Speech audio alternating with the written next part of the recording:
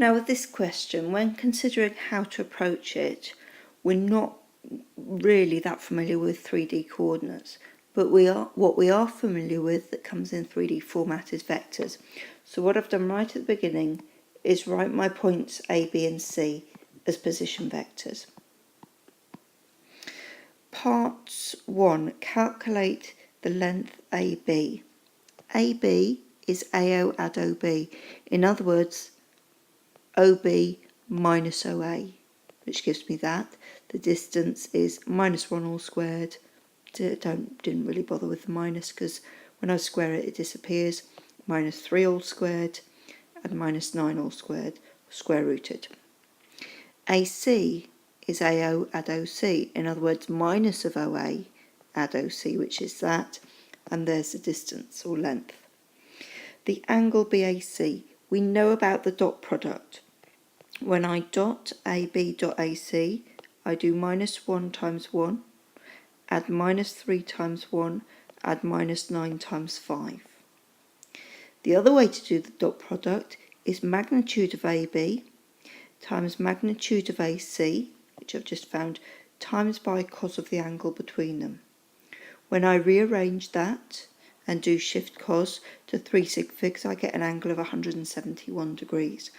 Now just be aware, you're going to need this value later, but what you must do is use the perfectly accurate value. So don't press cancel, keep that value on your calculator screen.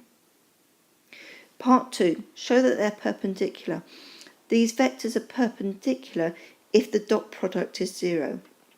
So I've got AD was AO add OD, AB, AC, dot them, show some working out, it equals 0, so it's perpendicular, similarly with those. Now for part 3 I did a bit of a sketch.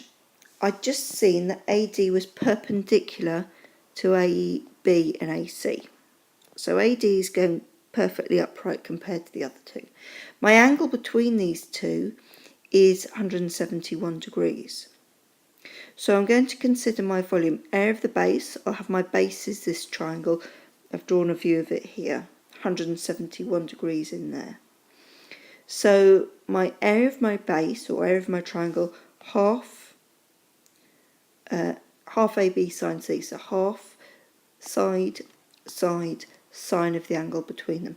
Remember what I said earlier, use the accurate angle, not the 171 to 3 sig figs. When you type that in, as long as you've used the accurate angle, you'll get that for your area of the base. Leave it on the calculator display. To find the volume of the pyramid, and they've given you this help here, it's 1/3 times the area of the base times the height. Now my height is AD. So AD is, I've got the vector AD up here. So it's 6 squared add 4 squared add 2 squared, square rooted. Leave it as either of these, it really doesn't matter. Pop it into this formula and you get 9.33.